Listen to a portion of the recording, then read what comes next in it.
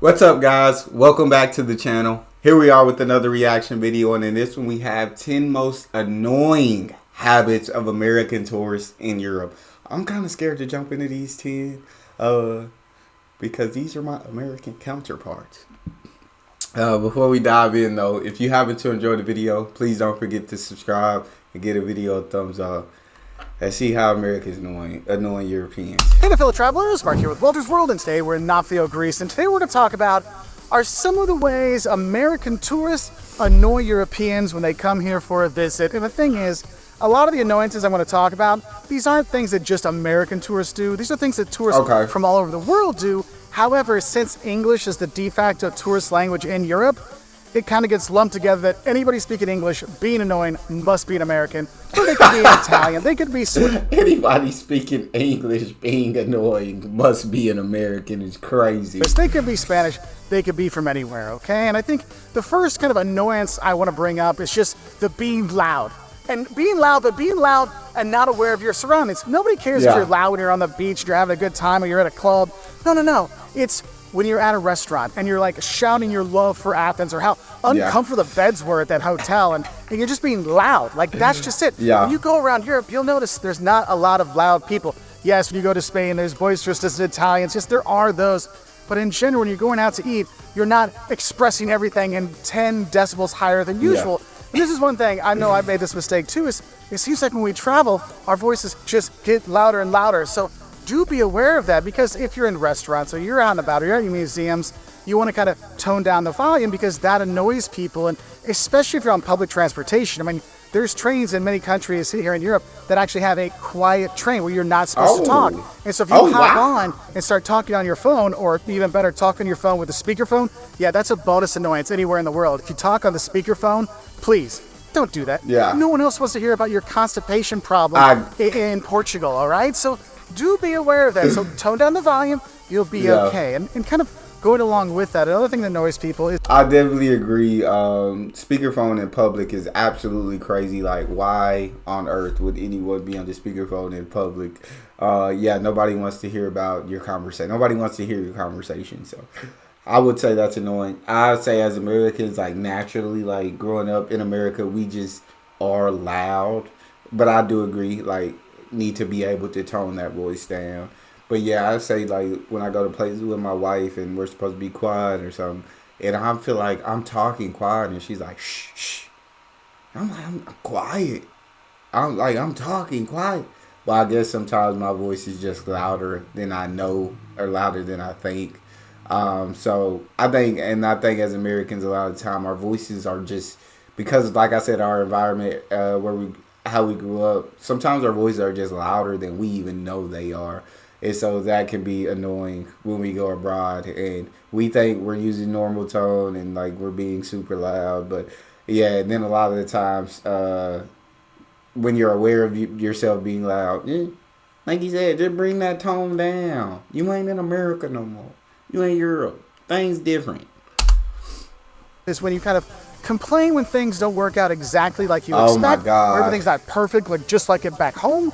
That insults people, because basically what you're saying is, well, your culture here, your country here sucks. Ours is so much better. And you have to realize this, you're in a new country, you're in a new place, and things do work a little bit differently. Because I have heard people complain, oh, the metros are so full. I'm like, well, yeah, you're in Paris during rush hour. People have to get to work. That's part of life. There was a video that went viral a few weeks ago about this lady that was complaining, like, they show these beautiful pictures of the Amalfi Coast, but they don't tell you how you have to take a train and then a bus and then a ferry, and then there's all these people there. Well, yeah, shocking. You have to travel, right? And so those kind of complaining things, that kind of annoys people when you're here. And yes, there are annoyances that annoy them. Dog poop on the street annoys everybody. But the complaining kind of thing, the kind of comparison, putting them down. And this is something that other Europeans do. I see German tourists traveling around to Portugal, Spain, or Eastern Europe, and they definitely look down their nose at them like, oh, how are these things not working like back in Germany? So it's not just an American thing, but just the complaining overall. You can complain, but keep it amongst yourselves in your hotel room. Don't be complaining to the locals. And another way you can really annoy the locals. There you go. You can complain, but keep it to yourself. Stop expecting things to be how they are in your country, because if that is what you expect, what is the point of traveling in the first place? There's no. If you want things to be exactly the same and work exactly the same as they do in your country, then just don't leave your country, right? Don't travel. But when you're going somewhere new where they do things differently, open your mind and be open to the new cultures, to the new experiences, to how they do things in that country.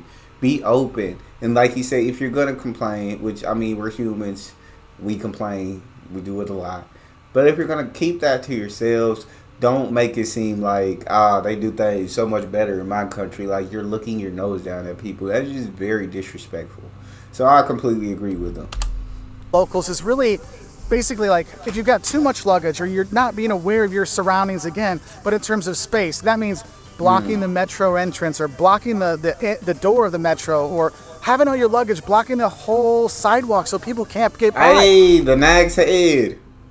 Only fools and horses. I'm sorry I stopped it for that. I just saw Nag's Head and I thought that was cool. The metro or having all your luggage blocking the whole sidewalk so people can't get by. I mean, people are still living, have to do things. And when I see tour groups that are just like literally, it's like almost like they put their arms out like this to try to take up as much of the space as possible.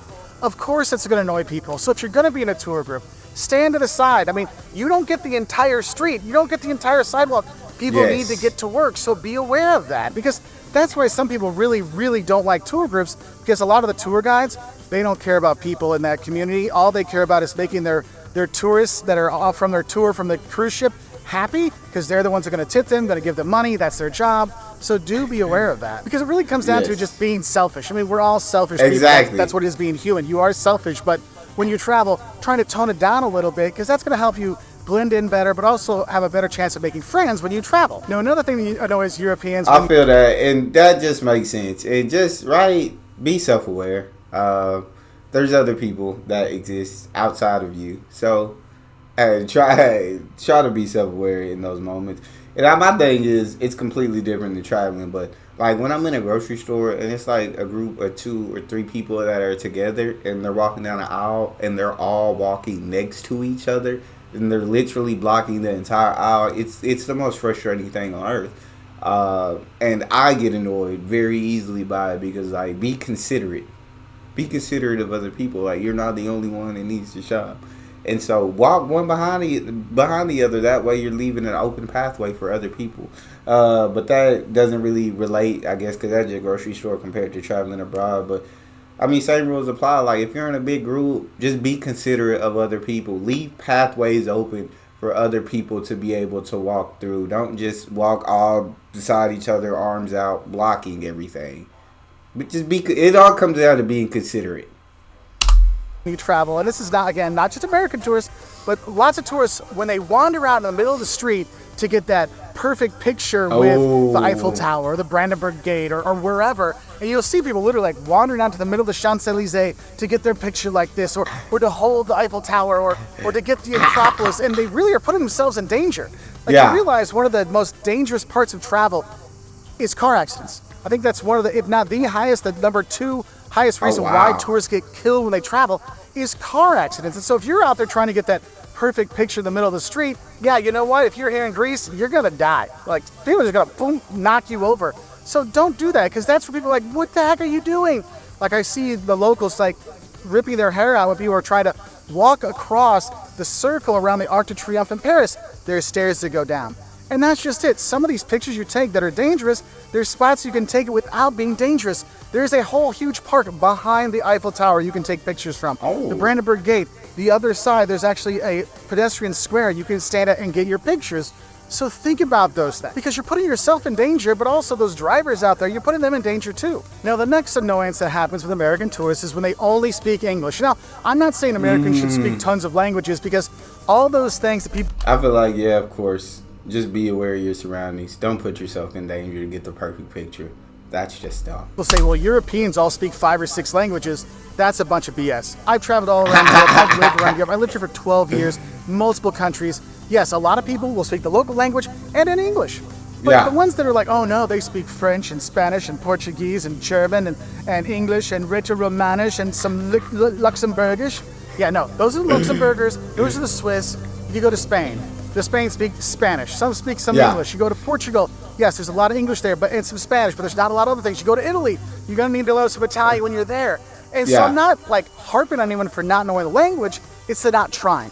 Because honestly, just a Evharisto, Yeah. which is thank you here in Greece, will go a long way. I mean, honestly, wherever you go, learn thank you and cheers, and everybody's gonna love you. I mean, hi, thank you, and cheers. You might get free, free raki or free uso here in Greece just because of that, right? So just know that trying some of those languages go a long way. Because if you just start out in English, and then a bonus upsetting people is that just speaking louder when they don't understand you, Yeah. that gets things worse, okay? So just a few words, because they'll know you don't speak it by the way you say Evharisto, thank you. Like, I say it badly, but it's close enough. They're like, look at you, funny American, trying. You want some ouzo? I got some for you, buddy. You need some meat toast? I got you taken care of. Because honestly, overall in Europe, these things really don't annoy them a lot. It's not like it's going to cause you really fights. Yeah.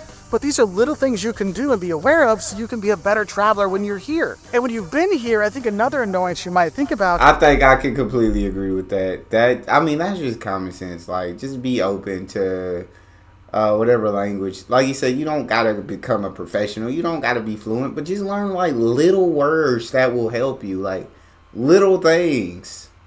That's it. Hi, thank you, cheers. Take you a long way. I like Walter, man. Is when you say, I've been to Europe, when all you've done is like a weekend in London or you spent a week in Paris. Look, it's like if you go to the U.S., someone goes to the U.S., say, oh, I've been to the U.S., I went to New York City, I went to Orlando. I'm like, yeah, New York City's cool. Orlando is Orlando, but does that truly represent all of the U.S.? No, we have all kinds of different, topography, geography, Facts. people, food, all kinds of stuff. And here in Europe, it's even 10 times that because you have so many different cultures, so many different countries. So a visit to Poland is completely different than a visit to Portugal. A visit to Norway is completely different to here in Naflio. And by kind of lumping them all together, it kind of cheapens their cultural feelings and it makes you look bad. So be like, oh yeah, I've been to France, I've been to Paris, until you really explore a lot, you'll start to see, wow, there is a lot of difference. It's not just one Europe. There's a lot of different Europes out there, okay? And now another thing I think is important. Yeah, you can't just go to one country and say you've been to the entire continent. The continent is full of different countries with different cultures and different people. Like, so yes, and you can't really judge an entire continent off of one country either. So I feel like, you gotta be. If you want to say you've been to Europe, you better have visited every country in Europe. You better have visited it all to say like, yeah, I've been all over Europe.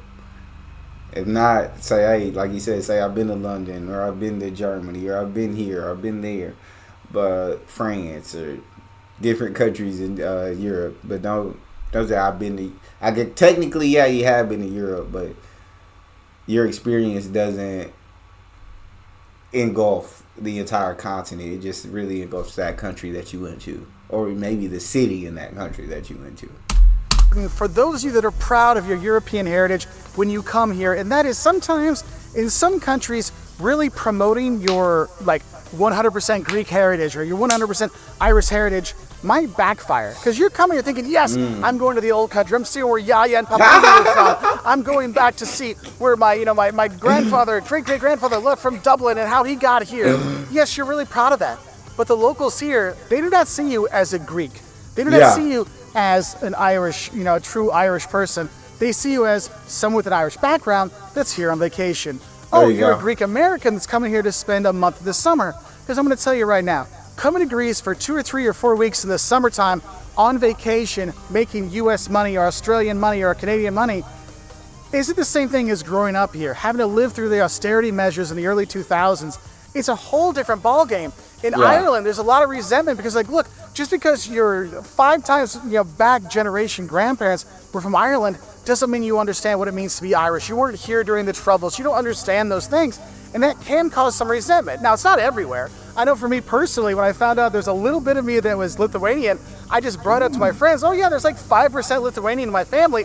And all my Lithuanian friends were like, yes, you're one of us. And so it is different places you go. So it might be something you want to be aware of. Now, another thing that might upset Europeans. Yeah, I feel like people would be accepting. Just don't just be like, so I'm going back to my homeland. I'm going back home.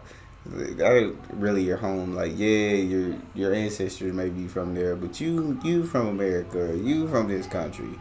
So it's like, yeah, you go in there for a month, but you weren't raised there, you weren't born there, you weren't gonna live the rest of your life there. You American. Your nationality is not that. It is this. You feel me? But yeah, I think it is cool. I mean, it's very interesting that you have that, but don't just be like, oh, gun, like going up to everybody around. Yeah, I'm 100%. I'm 100. Okay, cool. And this is the kind of, it gets to that point eventually, is one, you might notice that sometimes they'll ask you questions like, so why are so many Americans fat? Well, I am fat. It's because I have lack of self-control. That's very simple. But they'll point out, oh, you Americans, all you eat is fast food, all you eat is junk food. And that's not what gets them mad. What gets them mad is when you point out, it's funny, when I walk by the McDonald's and the Burger Kings and the KFCs and the Taco Bells in Spain, in Portugal, in Greece, in Germany, they're not full of American tourists. They're full of Germans. They're full of Bulgarians. They're full of Maltese. It's the locals that are eating there too. And Europeans are getting a little bit more supersized. Not like us supersized, but they're getting a little bit bigger too. And that sometimes irks them when you point out that, look, it's not just Americans that eat junk food. Other places do as well. Another thing I've seen, this is one thing. Well, hey, that shouldn't irk them if they tell you that and then you point it out back to them. That shouldn't annoy nobody, because you the one who brought it up in the first place. All I'm saying is, yeah, we big. But don't act like y'all ain't got no big people here, too. Don't act like y'all don't eat fast food, too. Maybe to a much lesser extent, but y'all do it. So nobody should be mad if they were the person that brought that up in the first place. Tourist does this, it's really not a good thing. It's really disrespecting monuments and disrespecting cultural heritage in different countries. Because I've been places where people are doing their duck-faced selfies in front of concentration camps. What the hell is wrong with you? Like those kind of things. Or people that are playing parkour on the Jewish Memorial in Berlin, and they're like, well, the artist wants it to be lived on. Really? Come on. I mean, this isn't just something American tourists do. This is something any tourist does. That's insane. Be respectful when you go around. Don't be making a fool, especially in very solemn locations when there's memorials or places where people have died or battlefields. I mean, it's a very important thing for a lot of people, and it will insult people sometimes when you do that. And then, as an American, I think there's one kind of important thing you need to know that will upset some Europeans no matter what you do, and that's just the fact that you're American. Look, it doesn't matter what political party you're for. It doesn't matter. Yeah, I would say the thing about different historical landmarks or statues or anything, that is extremely disrespectful. Like doing duck faces in front of like a Holocaust museum, or that's disrespectful. Like learn about these landmarks, learn about history and why that's not appropriate. Now, being an American, you can't help that. That annoy European, then I just where I'm from, I can't help it. I know there's a lot of Americans that you may not enjoy, but get to know me for me before you judge me, before you're annoyed by me. Don't be annoyed by me because of other people that are from the same country as me. Be annoyed by me because I annoyed you. That's just the fact that you're American. Look, it doesn't matter what political party you're for. It doesn't matter political parties at all. There's people that don't like what the U.S. does, and so they will take that out on you. Even if you have nothing to do with it, it's just a fact of life. So be aware of that. And that's one thing you'll see is sometimes the locals know more about politics in your country than you do. Facts. I'm not just talking to the U.S. I'm talking all around the world, from China to Brazil to wherever. And just be aware of that, because sometimes they will kind of transfer that misunderstanding or that dislike onto you as a traveler, okay? I mean, I've had people swing at me before because I was American. I don't think I'm a very bad tourist, though some people probably do, but I don't think I am. So just some things to kind of think about. And I'll be honest with you, most of these things you're going to be doing, if you do them, no one's going to say anything. Nobody's going to care. But it might be those little differences that get people to come up and talk to you. Get up and say, hey, why did you have a drink with us? Or, hey, what are you doing here in Greece? What are you doing here in Italy? Why is some weird guy here in Lithuania? Tell us more. And that's how you can make some really good friends when you travel. So don't think these annoyances are only things that American tourists do. These are things that lots of tourists do from all around the world, including here in Europe as well, all right? So what are some things that tourists do that annoy you when you travel around? Let us know in the comments section below, and I'll say bye from here in Nafplio, Greece. I think that's really cool. But yeah, I mean, if you get upset at me for just being American, bro, like if somebody swings at you just for being American, like, yeah, you got issue. Don't just 'cause my country do something. Don't be upset with me You got issues if you swing at somebody just for the simple fact that they are from America. Like, that's wild. But what do you guys think about these annoying habits of American tourists in Europe? Have you experienced a lot of Americans that have annoyed you? Why did they annoy you? Were they loud? Were they disrespecting the culture? Were they complaining? What was it that upset you? I need to know. So dive right in that comment section and talk to me. If you enjoyed that, please don't forget to subscribe, give the video a thumbs up, and check out that next video. I'll see you guys next time.